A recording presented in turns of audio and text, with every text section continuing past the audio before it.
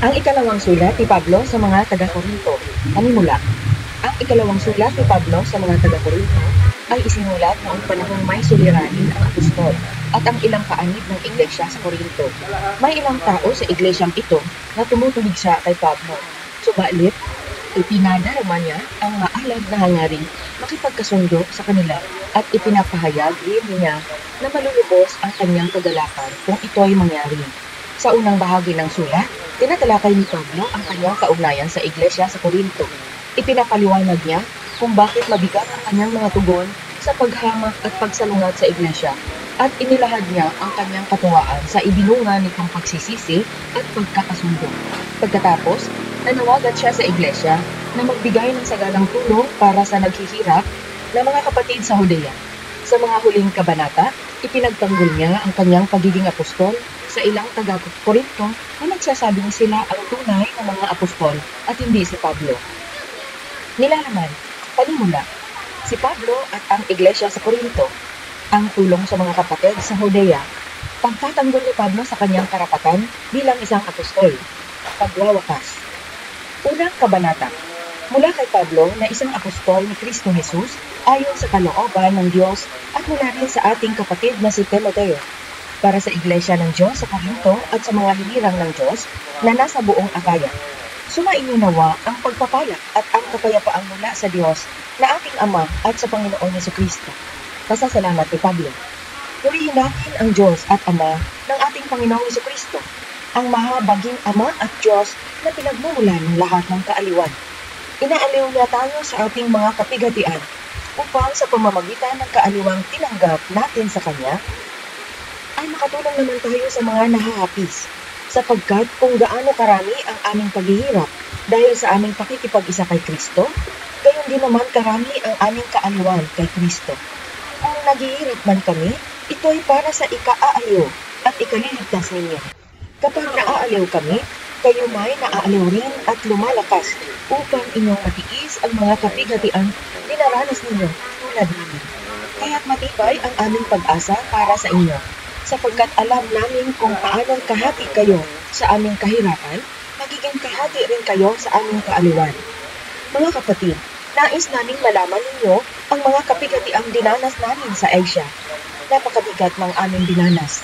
Ano pa't akala namin ay mamamatay na kami, para kaming hinatulan ng kamatayan. Subalit nangyari iyon upang huwag kaming manalig sa aming sarili, kundi sa Diyos na muling bumubuhay sa mga patay.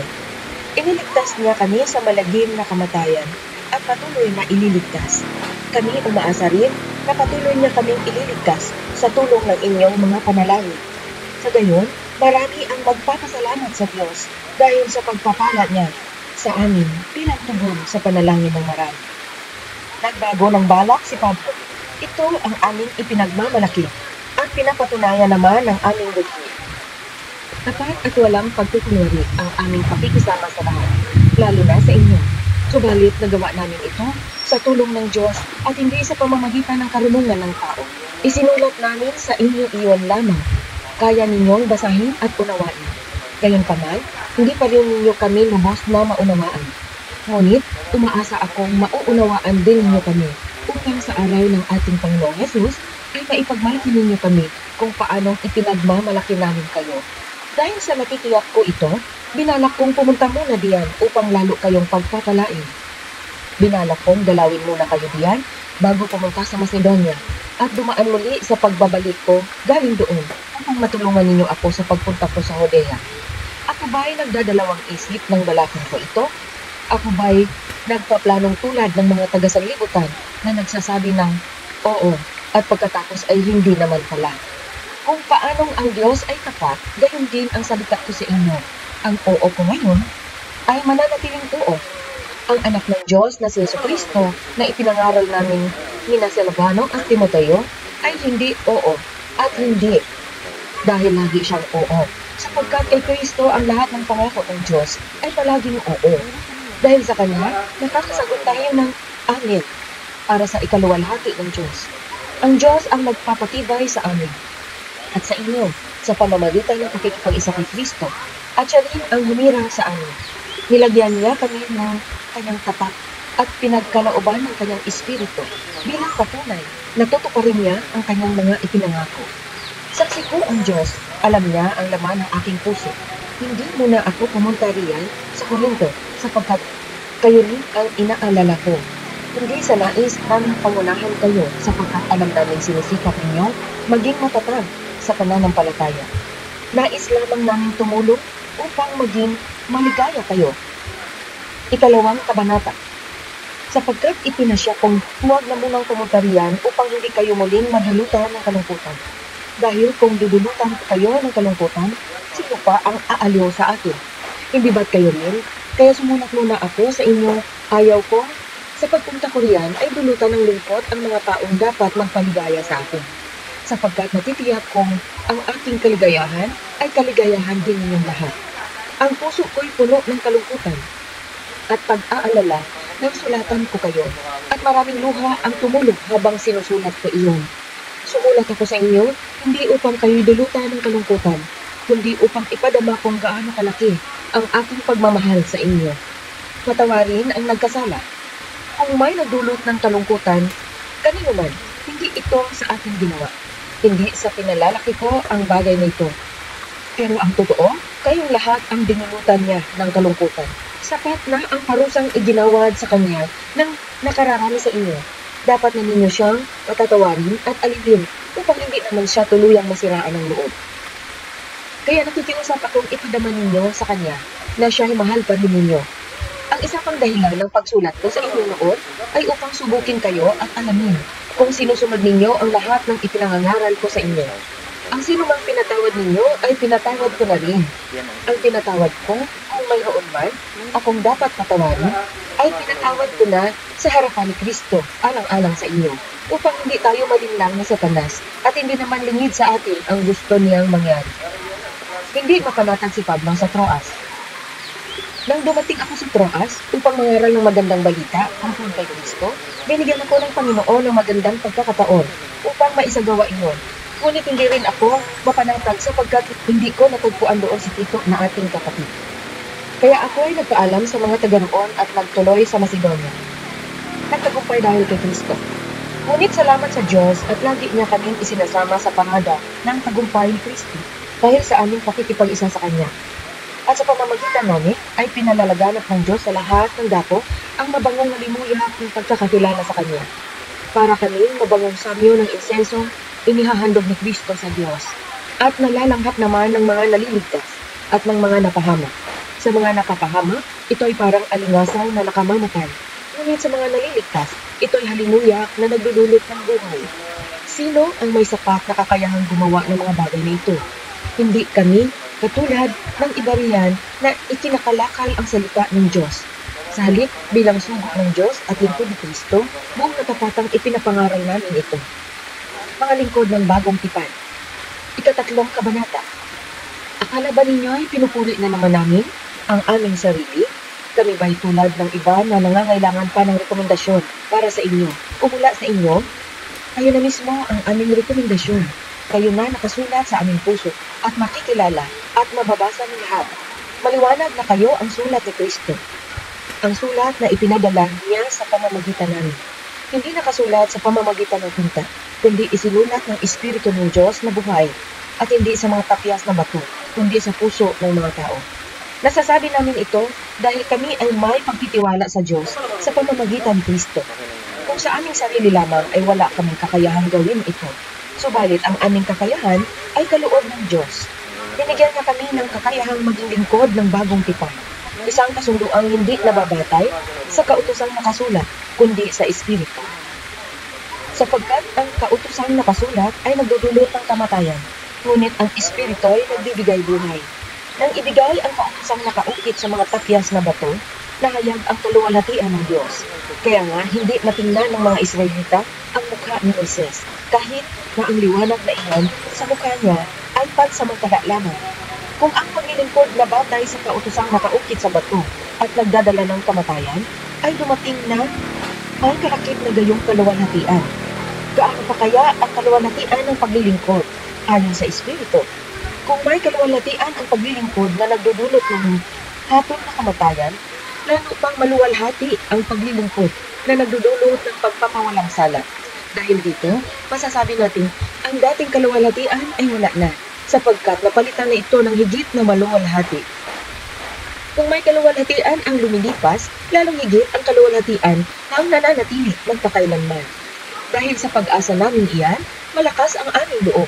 Hindi kami tulad ng Moises na nagtalukbong ng mukha para hindi makita ng mga Israelita ang paglipas ng kaluwalhatian iyon. Ngunit naging matigas ang kanilang ulo, kaya't hanggang ngayon nananatili ang talukbong na iyon habang binabasa nila ang lumang tipan. Maaalis lamang ang talukbong na iyon sa pakikipag-isa kay Kristo. Hanggang ngayon, may talukbong pa ang kanilang isip tuwing basahin nila ang mga aklat ni Moises. Ngunit kapag lumapit ang tao sa Panginoon, naaalis ang talukbong. Ang Panginoong binabanggit dito ay ang Espiritu, at ang Espiritu ng Panginoon ang nagbibigay sa atin ng kalayaan. At ngayong naalis na ang talukbong, nagniningning sa ating mga mukha ang kaluwalhatian ng Panginoon. At ang kaluwalhatiang iyan na nagmumula sa Panginoon, na siyang Espiritu, ang siyang magbabago sa atin mula sa isang antas ng kaluwalhatian hanggang tayo'y maging kalarawan niya. Ang ika-4 na kabanata, kayamanang espiritual sa sisidlang yari sa puti. Dahil sa habag ng Diyos, ibinigay niya sa amin ang paglilingkod na ito, kaya't hindi humihina ang aming loob. Tinalikuran namin ang lahat ng lihim at kahiyahiyang gawain. Hindi kami nanluloko ng mga tao at hindi namin pinipilipit ang salita ng Diyos. Sa halip, hayagan naming ipinapangaral ang katotohanan at ito'y alam ng Diyos. Kaya't handa kaming pahatol kanino man. Kung may tabing pa ang magandang balitang ipinapahayag namin, ito'y natatabingan lamang para sa mga napapahamak. Hindi sila sumasampalataya sapagkat ang kanilang isip ay binulag ng Diyos ng kasamaan sa daigdig na ito, upang hindi nila makita ang liwanag ng magandang balita tungkol sa kaluwalhatian ni Kristo na siyang larawan ng Diyos.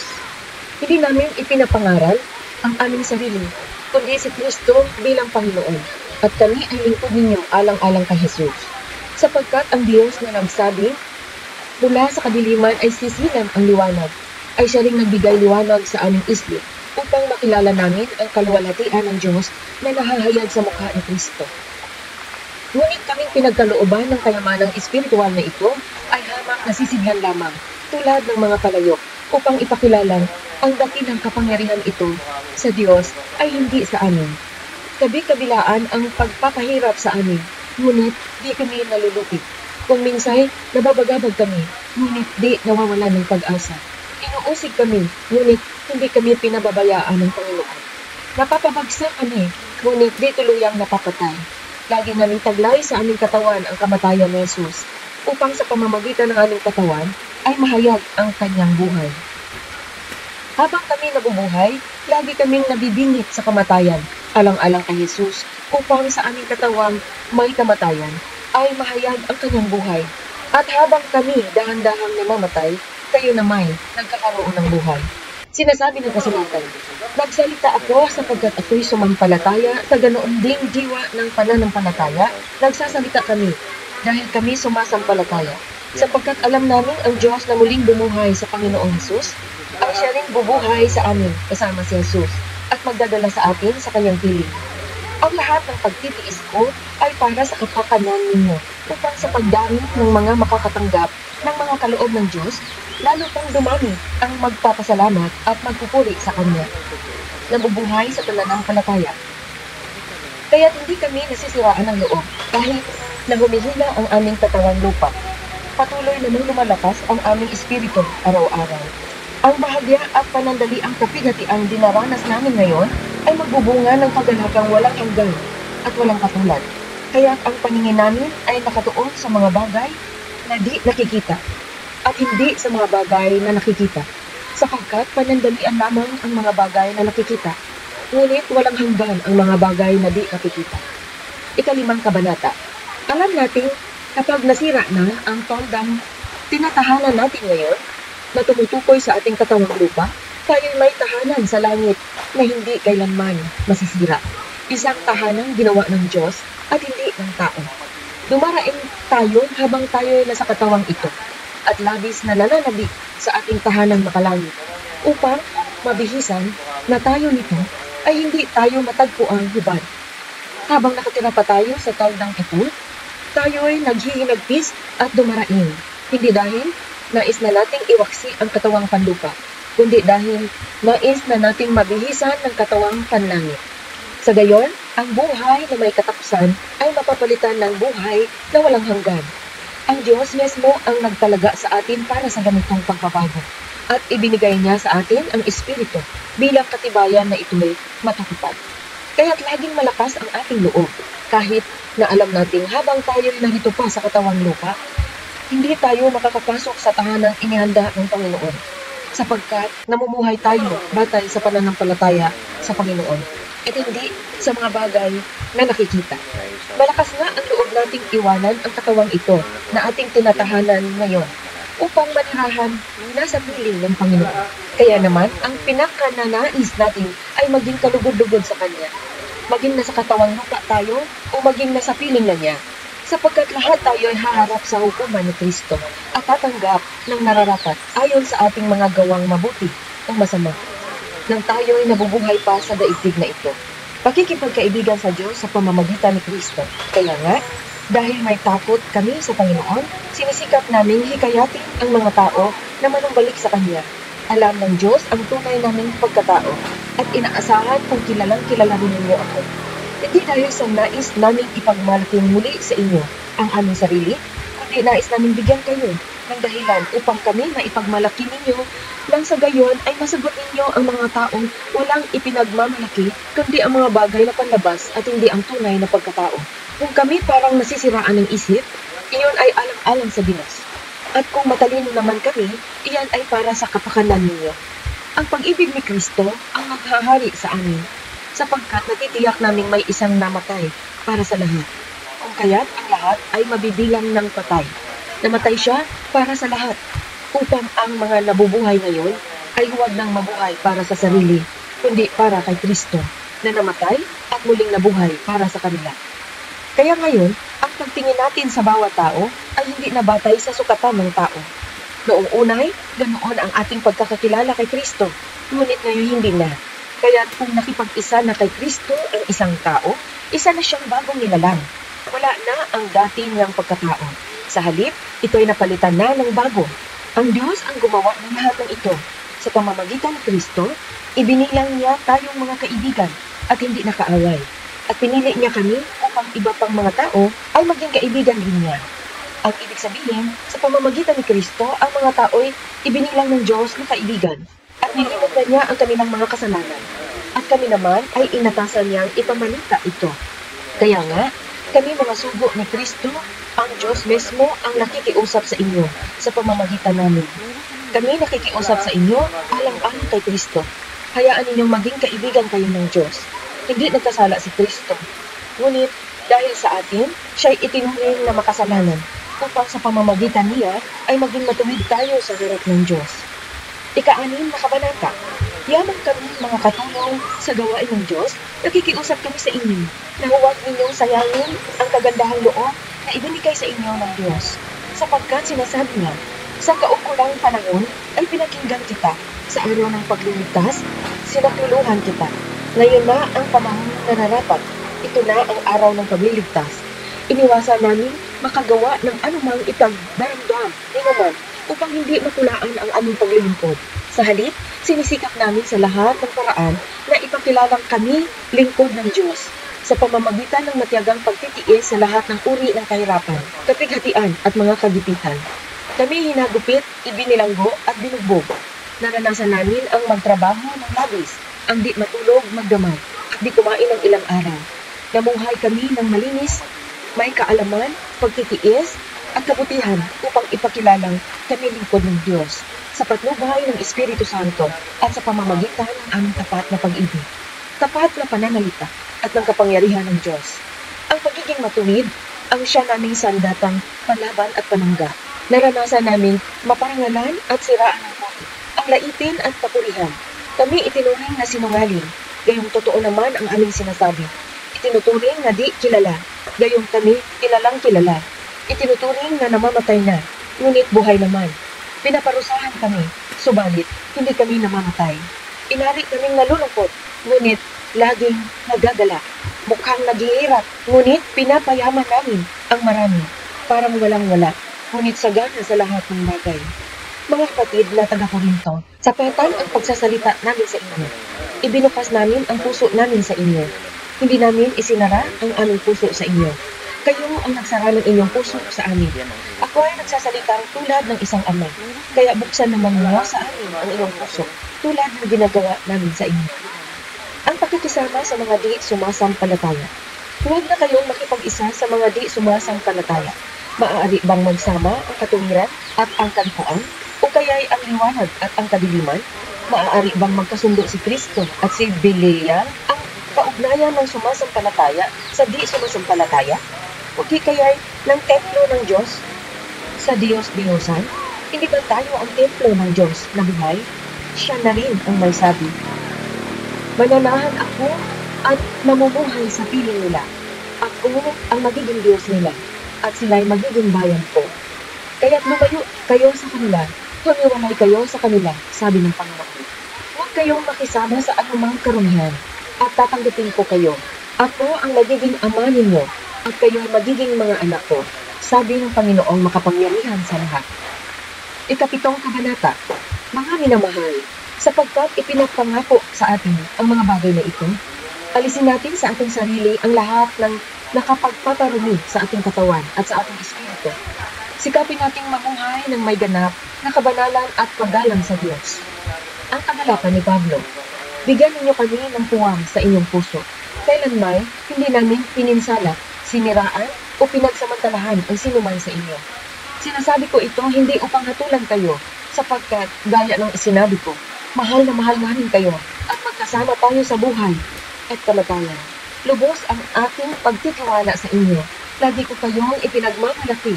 Sa kabila ng lahat naming tinitiis, ang nadarama ko'y kaaliwan.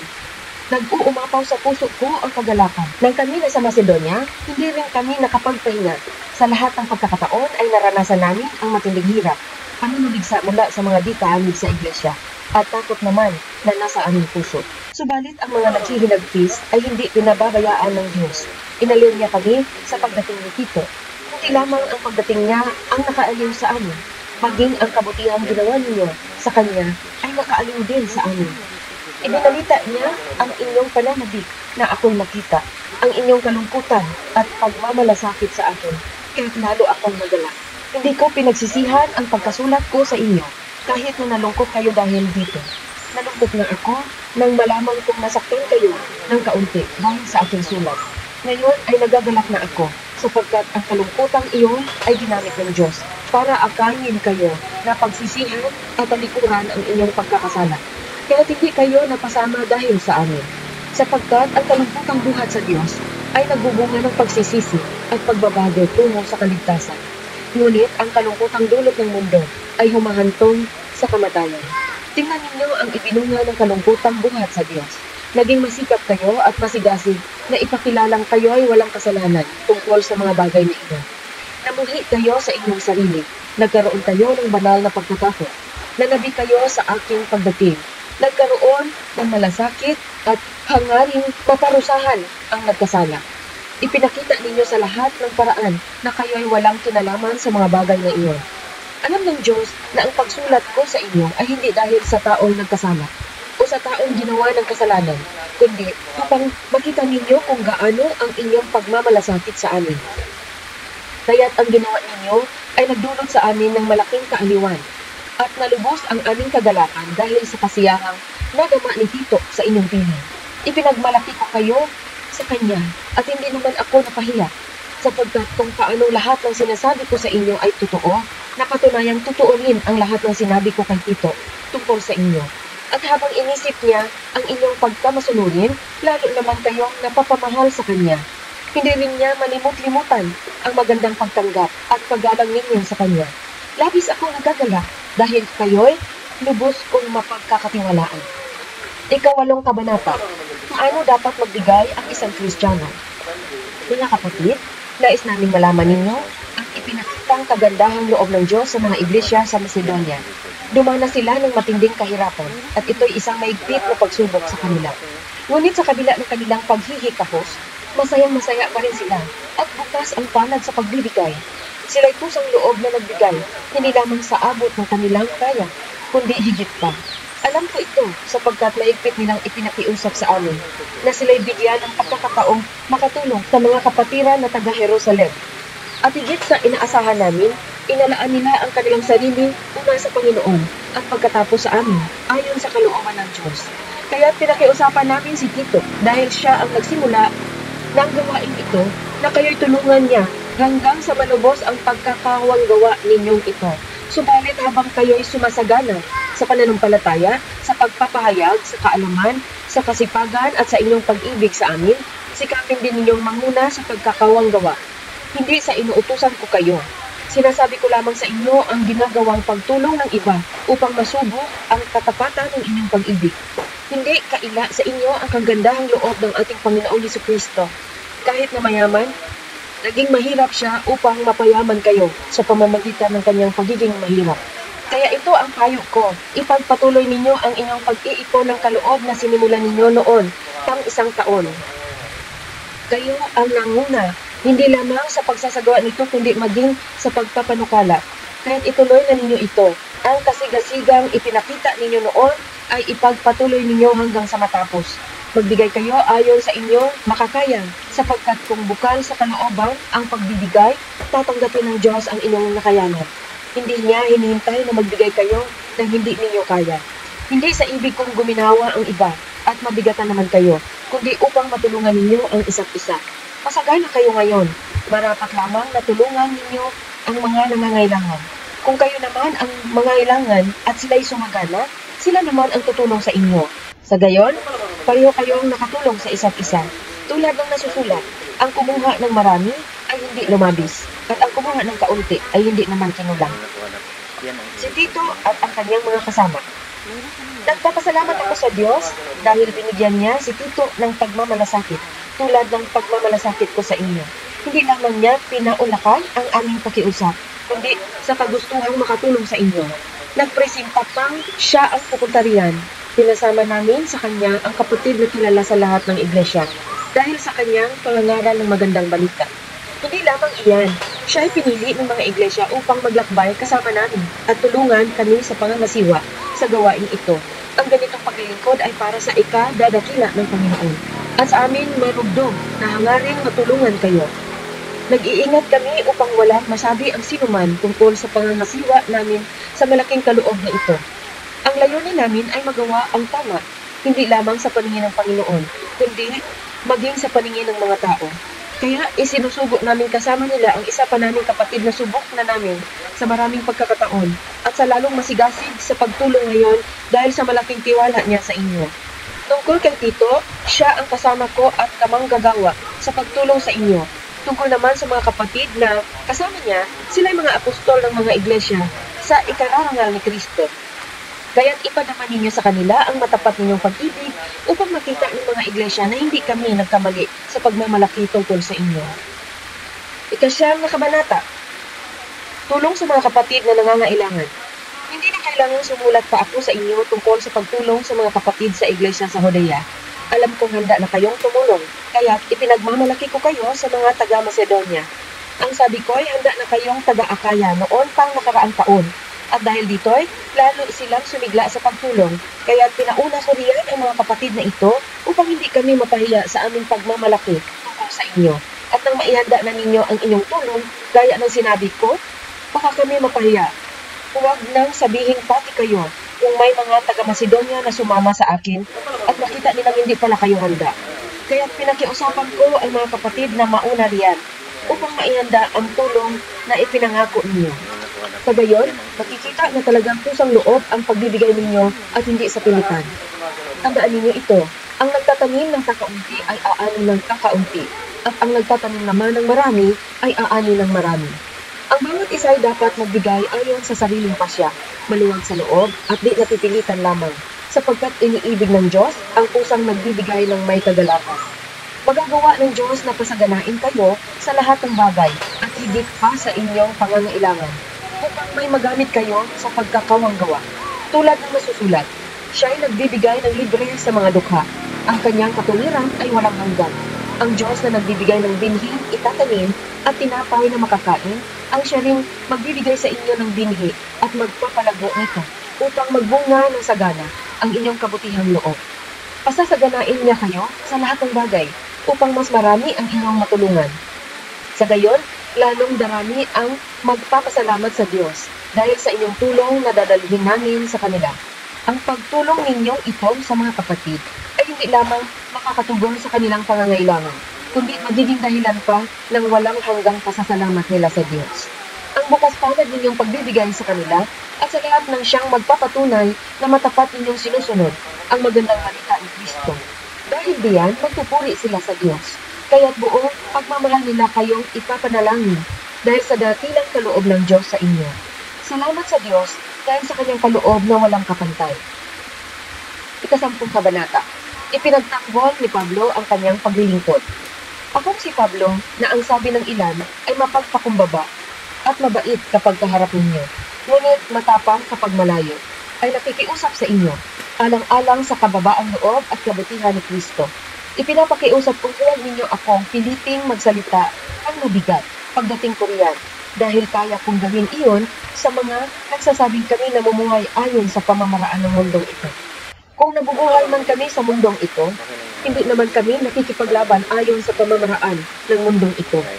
Ang sandatang ginamit namin sa pakikipaglaban ay hindi sandatang makamundo, kundi ang kapangyarihan ng Diyos na nakapagpabagsak ng mga puta. Sinisira namin ang mga maling pangangatuwiran. Dinagati namin ang lahat ng pagmamataas laban sa kaalaman tungkol sa Diyos at binibihag namin ang lahat ng isipan upang matutong sumunod kay Kristo. At kung lubusan na kayong sumusunod, nakahanda kaming parusahan ang lahat ng sumusuway. Ang mga bagay na palabas lamang ang tinitingnan ninyo. Kung maniniwala ang sino man na siya nakipag-isa kay Kristo, isipin niyang kami man tulad niya ay nakipag-isa rin kay Kristo. Ipagmalaki ko man ang kapangyarihang ibinigay sa amin ng Diyos sa ikakatibay ninyo at hindi sa ikapapahamak, hindi ako mapapahiya. Huwag ninyong isipin, tinatakot ko kayo sa sulat kong ito. Sinasabi ng ilan na sa sulat lamang ako matapang, ngunit sa harapan na may walang magawa. Dapat malaman ng mga taong nagsasabi ng ganyan na kung ano ang sinasabi namin sa sulat, ngayong malayo kami, ay siya rin namin gagawin kapag kaharap na ninyo kami. Hindi namin ipapantay o ihahambing man lamang ang aming sarili sa ilang nagbubuhat ng sariling bangko. Napakahangal nila. Ang sarili rin nila ang ginagawa nilang sukatan at parisa ng kanilang sarili. Hindi kami lalampas sa hangganang ibinigay sa akin ng Diyos. Ang gawaing inilaan niya sa amin, kasama na ang pangangaral namin sa inyo. Hindi kami naging palalo nang kami pumunta riyan sa inyo. Hindi ba't kami ang unang pumariyan at nagdala sa inyo ng magandang balita tungkol kay Kristo? Hindi namin ipinagyayabang ang pinaghirapan ng iba. Umaasa kaming tatatag ang inyong pananampalataya sa Diyos. At dahil diyan ay lalawak ang aming gawain sa inyo. Ngunit hindi naman lalampas sa hangganang inilagay ng Diyos. Sa gayon, maipapangaral naman namin ang magandang balita sa ibang mga lupain at hindi namin aangkinin ang ginawa ng iba. Tulad ng sinasabi sa kasulatan, kung may nais magmalaki, ang ipagmalaki niya ay ang ginawa ng Panginoon. Ang pinaparangalan ng Panginoon ay ang mga taong karapat-dapat sa kanyang kalooban at hindi ang pumupuri sa sarili. Ika-11 kabanata, si Pablo at ang mga huwad na apostol. Ipagpaumanhin ninyo kung ako'y nag-uugaling hangal. Ang pagmamalasakit ko sa inyo ay katulad ng pagmamalasakit ng Diyos. Ang katulad ninyo ay isang malinis na dalagang ipinakipagtipan ko sa isang lalaki. Walang iba kundi si Kristo. Ngunit nag-aalala akong baka malason ang inyong isipan at mailayo kayo sa tapat at dalisay na pananampalataya kay Kristo. Tulad ni Eva na nalinlang ng ahas. Sapagkat malugod ninyong tinanggap ang sinumang dumarating at nangangaral ng ibang Jesus kaysa sa ipinangaral namin. Tinatanggap ninyo ang Espiritu at aral na iba sa itinuro namin sa inyo. Palagay ko naman hindi ako pahuhuli sa magagaling na mga apostol na iyan. Maaaring hindi ako mahusay magsalita, ngunit hindi naman kapos sa kaalaman. Pinatunayan ko ito sa inyo sa lahat ng pagkakataon. Ipinangaral ko sa inyo ang magandang balita, ngunit hindi ako humihingi ng kabayaran. Ako'y nagpakababa upang maitaas kayo. Masasabi bang kasalanan ang ginawa kong ito? Ibang iglesia ang nagbibigay sa akin ng mga kailangan ko noong ako'y naglilingkod sa inyo. Parang inagawan ko sila, matulungan lamang kayo. At nang ako'y kapusindihan, hindi ako nakabigat kanino man sa inyo, sapagkat dinalan ako ng tulong ng mga kapatid sa Macedonia. Mulat sa pool ay iniwasan kong makabigat sa inyo sa anumang paraan, at iyan ang gagawin ko habang panahon. Habang ang katotohanan ni Kristo ay nasa akin, hindi ako titigil sa pagmamalaking ito kahit saan diyan sa Akaya. Bakit ko ginagawa ito? Dahil ba sa hindi ko kayo mahal? Alam ng Diyos kung gaano ko kayo kamahal. Ngunit patuloy kong gagawin ang nagawa ko ngayon upang huwag magkaroon ng katuwiran ang mga namamalita na ang paglilingkod nila ay tulad ng aming ginagawa. Hindi sila tunay na apostol, kundi mga landaraya lamang at nagkukunwaring mga apostol ni Kristo. Hindi ito dapat pagtakhan sapagkat si Satanas man ay maaaring magkunwaring anghel ng kaliwanagan. Kaya hindi katakataka na magkunwaring lingkod ng katuwiran ang kanyang mga lingkod. Ang kanilang kahihinatnan ay ayon lamang sa kanilang mga gawa. Mga tiniis ni Pablo bilang apostol. Inuulit ko, huwag isipin ninuman na ako'y hangal. Ngunit kung ganoon ang akala ninyo, tatanggapin ko na upang ako man ay makapagyabang tulad ng isang hangal. Ang sinasabi ko sa pagmamalaking ito ay hindi buhat sa Panginoon, kundi pagyayabang ng isang hangal. Dahil marami ang nagyayabang tungkol sa mga bagay na makalupa. Ako man ay magyayabang din. Nagtitiyaga kayo sa mga hangal na iyan. Palibhasa ay matatalino kayo. Pinapagtiisan ninyong kayo'y alilinin, sakmalin, pagsasamantalahan, maliitin o sampalin. Kahiyahiya man ay aaminin kong hindi namin kayang gawin iyan. May nakapagyayabang, ako'y makapagyayabang din at ako'y nakapagsasalita tulad ng isang hangal. Sila ba'y Hebreo? Ako man ay Hebreo rin. Mga Israelita ba sila? Ako rin ay isang Israelita. Ninuno ba nila si Abraham? Ako'y ganoon din. Sila ba'y lingkod ni Kristo? Nagsasalita akong parang isang baliw. Ngunit ako'y mas mabuting lingkod ni Kristo kaysa sa kanila. Higit ang aking paghihirap kaysa sa kanila. Makailang ulit akong nabilanggo, hinagupit ng maraming beses, at madalas na nabingit sa kamatayan. 5 beses akong tumanggap ng 39 na hagupit mula sa mga Hudyo. 3 ulit kong naranasang hagupitin ng mga Romano at minsan namang binato. 3 beses kong naranasang mawasak ang barkong aking sinasakyan. At minsan maghapot magdamag akong lulutang-lutang sa dagat. Sa malimit kong paglalakbay, nalagay ako sa iba't ibang panganib sa mga ilog, sa mga tulisan, sa mga kapwa ko Hudyo at sa mga hintil. Mga panganib sa lungsod, sa ilang, sa dagat, sa mga nagpapanggap na mananampalataya. Naranasan ko rin ang labis na hirap at pagod, malimit na pagtutuyat at matinding gutom at uhaw. Naranasan ko ang ginawin, ngunit wala man lamang maibalabal. Bukod sa lahat ng iyan ay inalala ko pa araw-araw ang mga iglesia. Kung may nanghihina, karamay nila ako. At kung may nahuhulog sa pagkakasala, labis na naghirap ang aking kalooban. Kung kailangan ako'y magyabang, ang ipagyayabang ko'y ang aking mga kahinaan. Hindi ako nagsisinungaling. Iya'y alam ng Diyos at Ama ng Panginoong Hesus. Purihin siya magpakailanman. Nang ako'y nasa Damasco, ang pintuan ng lungsod ay pinabantayan ng gobernador na nasasakop ni Haring Aretas upang ipahuli ako. Ngunit isinakay ako sa isang malaking basket at ibinaba sa kabila ng pader upang ako'y makatakas. 12 kabanata. Mga pangitain at mga pahayag. Kailangan kong magmalaki kahit na wala akong mapapala sa paggawa nito. Ang sasabihin ko naman ngayon ang mga pangitain at mga pahayag mula sa Panginoon. May kilala akong isang Kristiyano na dinala sa 3 langit. 14 na taon na ang nakakalipas. Hindi ko lang matiyak kung iyo'y isang pangitain lamang o tunay na pangyayari. Ang Diyos lamang ang nakakaalam. Inuulit ko, siya'y dinala sa paraiso at tulad ng sabi ko, ang Diyos lamang ang nakakaalam kung ito nga'y isang pangitain o tunay na pangyayari. Nakarinig siya noon ng mga bagay na di kayang ilarawan ng salita at di dapat bigkasin ninuman. Ipagmamalaki ko ang taong iyon at hindi ang aking sarili, maliban sa aking mga kahinaan. At kung ako'y magmalaki man, hindi ako lalabas na hangal, sapagkat totoo ang sasabihin ko. Ngunit hindi ko ito gagawin sapagkat ayaw kong mag-isip ang sinuman ng higit tungkol sa akin kaysa kanyang makita o narinig sa akin. Ngunit upang hindi ko ipagyabang ang kamangha-manghang pahayag ng Diyos sa akin, ako'y binigyan ng isang kapansanan sa katawan na nagsisilbing sugo ni Satanas upang pahirapan ako at nang sa gayoy, hindi ako maging palalo. 3 beses kong idinalangin sa Panginoon na alisin ito, ngunit ganito ang kanyang sagot. Ang pagpapala ko ay sapat sa lahat ng pangangailangan mo. Lalong nahahayag ang aking kapangyarihan kung ikaw ay mahina. Kaya't buong galak kong ipagmamalaki ang aking mga kahinaan upang lalo kong madama ang kapangyarihan ni Kristo. Dahil kay Kristo, walang halaga sa akin kung ako ay may mahina, tutyain, pahirapan, usigin at magtiis. Sapagkat kung kailan ako lalong mahina, saka naman ako nagiging malakas. Ang malasakit ni Pablo sa mga taga-Korinto. Ako'y nag-asal hangal, ngunit kayo ang nagtulak sa akin gumawa ninyo. Kayo sana ang dapat pumuri sa akin. Dahil kahit na wala akong kabuluhan, hindi naman ako nahuhuli sa magagaling na apostol na iyan. Buong tiyaga kong pinatutuhanan sa inyo na ako'y isang tunay na apostol sa pamamagitan ng mga himala at iba pang mga kamangha-manghang bagay.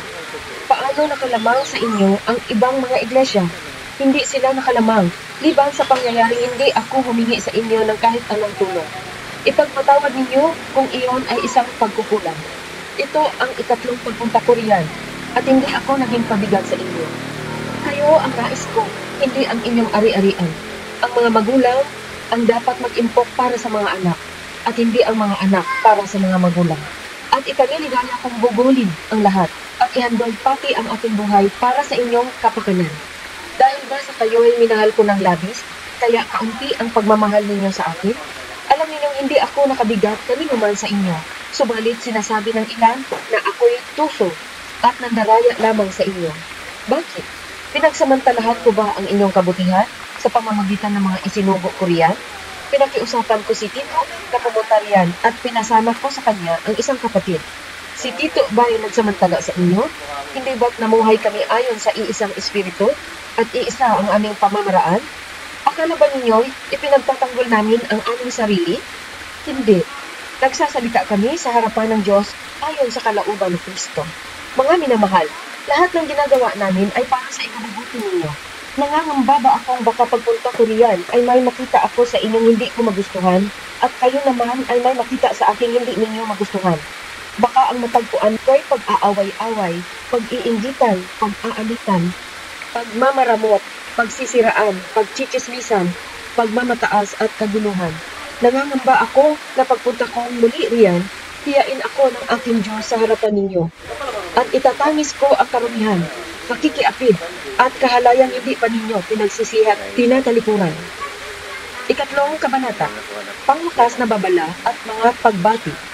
Ito ang ikatlong pagpunta ko riyan, ang anumang sumbong at kailangang patunayan ng 2 o 3 saksi, gaya ng sinasabi ng kasulatan. Ngayong ako'y malayo, inuulit ko sa mga nagkasala at sa iba pa. Ang sinabi ko noong pangalawang dalaw ko, hindi ako mag-aatubiling parusahan sila pagdating ko riyan. Gagawin ko ito upang patunayan sa inyong si Kristo ay nagsasalita sa pamamagitan ko. Hindi siya mahina sa pakikitungo sa inyo, kundi makapangyarihan. Kahit na siya'y mahina ng ipako sa krus, nabubuhay siya ngayon sa kapangyarihan ng Diyos. Dahil sa pakikipag-isa namin sa Kanya, kami mahina rin. Ngunit sa pakikitungo sa inyo, kami ay nabubuhay na kasama niya sa pamamagitan ng kapangyarihan ng Diyos. Subukin ninyo ang inyong mga sarili kung kayo ay namumuhay ayon sa pananampalataya. Suliin ninyo ang inyong sarili. Hindi ba ninyo nalalamang nasa inyo si Kristo Jesus? Maliban na lang kung kayo ay mga bigo sa pagsubok. Umasa akong makikita rin ninyo na hindi kami bigo. Idinadalangin namin sa Diyos na sana'y huwag kayong gumawa ng masama. Hindi upang palabasin kami tama, kundi upang makagawa kayo ng mabuti kahit lumitaw na kami mali. Sapagkat hindi namin maaaring kalabanin ang katotohanan. Wala kaming magagawa kundi tanggapin ito. Kami nagagalak na naging mahihina kung kayo naman ay lalakas. Kaya idinadalangin rin namin kayo ay maging ganap. Isinusulat ko ang mga bagay na ito habang ako'y wala pa riyan upang sa aking pagdating. Hindi na kailangan pang magpakita ako ng bagsik sa paggamit ng kapangyarihang ibinigay sa akin ng Panginoon. Ang kapangyarihang ito ay ibinigay sa akin para sa ikakatibay, hindi para sa ikasisira ninyo. Mga kapatid, hanggang dito na lamang at paalam na sa inyo. Sikapin ninyong maging ganap at sundin ninyo ang mga payo ko. Magkaisa na kayo at mamuhay ng payapa. Sa gayon, sasa inyo ang Diyos ng pag-ibig at kapayapaan. Magbatian kayo bilang magkakapatid kay Kristo. Kinukumusta kayo ng lahat ng mga kapatid sa iglesia. Naway sumainyong lahat ang pagpapala ng Panginoong Hesukristo at ang pag-ibig ng Diyos at ang pakikisama ng Espiritu Santo